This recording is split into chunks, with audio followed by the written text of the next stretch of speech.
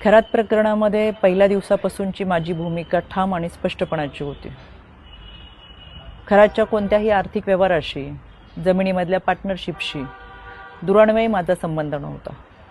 मी कधी कोणत्या महिलेला खरातकडे घेऊन गेले नाही, ना माझा आक्षेपार्ह फोटो व्हिडिओ होता। पण तरीसुद्धा गेले 1.5-2 महिने अतिशय अश्लील अश्लाघ्य भाषेमध्ये विधानं करत, कोणताही पुरावा नसताना माझ्यावर माझ्या कुटुंबियांवरती केलेले आरोप हे अतिशय वेदनादायक होते। आणि म्हणून आता ही माझी लढाई कायद्याच्या चौकटीतून आहे। इतरांप्रमाणे माझ्या कुटुंबियांनी खरातला गुरु मानलं होतं आणि म्हणून जो पाद्यपूजेचा व्हिडिओ होता तो अतिशय जुना व्हिडिओ होता। त्यावेळेस मी आयोगाचे अध्यक्षही नव्हते, पण तरीसुद्धा खरात प्रकरणाचा तपास हा पारदर्शकपणे व्हावा यासाठी मी राज्य महिला आयोगाच्या अध्यक्षपदाचा आणि प्रदेशाध्यक्षपदाच्या अशा दोन्ही पदांचा राजीनामा दिला। तरीसुद्धा ज्या पद्धतीची चिखलफेक झाली, एआयचा वापर करून ज्या पद्धतीचे व्हिडिओ बनवले गेले आणि सातत्याने बदनाम करण्याचं षडयंत्र जे रचलं गेलं, त्याच्यासाठीची ही लढाई कायद्याच्या चौकटीतून। आणि म्हणून आशा मिरगे या बाईने डिबेट शोमध्ये अतिशय असभ्य भाषेमध्ये जी विधानं केली, ती विधानं ऐकून तर मला आश्चर्याचा धक्काच बसला। आणि म्हणून मी 4 एप्रिलला पहिली नोटीस ही आशा मिरगेला पाठवली होती। कायद्यापासून पळ काढताना स्वतःचा बचाव करण्यासाठी या बाईने ही नोटीस स्वीकारली नाही, म्हणून पोस्ट ऑफिसच्या माध्यमातून 2दा ही नोटीस परत घरी पाठवली। एकूण 3 वेळा नोटीस पाठवली गेली, पण ही नोटीस या बाईने स्वीकारली नाही। अनक्लेम म्हणून ही नोटीस परत आली आणि म्हणून मला माझगाव कोर्टातून फौजदारी फिर्याद दाखल करावी लागली। माननीय न्यायालयाने याची दखल घेऊन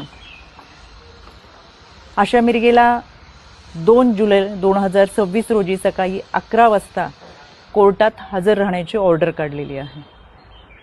त्यावेळेस मी देखील हजर असेलच, कारण की हा लढा आता स्त्रीत्वाच्या सन्मानाचा आहे। यामध्ये आशा मिरगेप्रमाणेच इतर काही महिलांनी देखील कोणताही पुरावा नसताना अतिशय बेताल विधानं केली, सातत्याने बदनाम करण्याचा प्रयत्न केला, आरोप केले।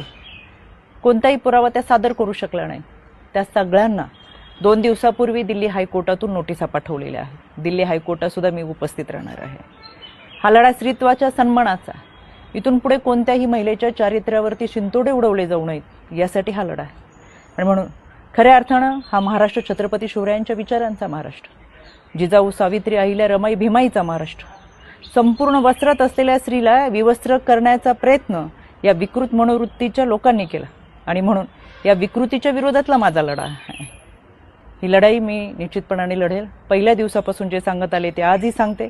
सत्य प्रखरतेने तुमच्या समोर आहे। कोणताही पुरावा नाही, कोणतेही दुष्कृत्य गैरकृत्य कधीही केलेलं नाही। इतरांप्रमाणे आम्ही हे आध्यात्मिक गुरु खरातला मानलं होतं, याच्या पलीकडे आमची कोणतीही भूमिका नव्हती। आणि म्हणून हा लढा मी कायद्याच्या चौकटीतून लढते। 2 जुलै सकाळी 11 वाजता आशा मिरगे हाजीर हो, मी स्वतः माझगाव कोर्टात असेल।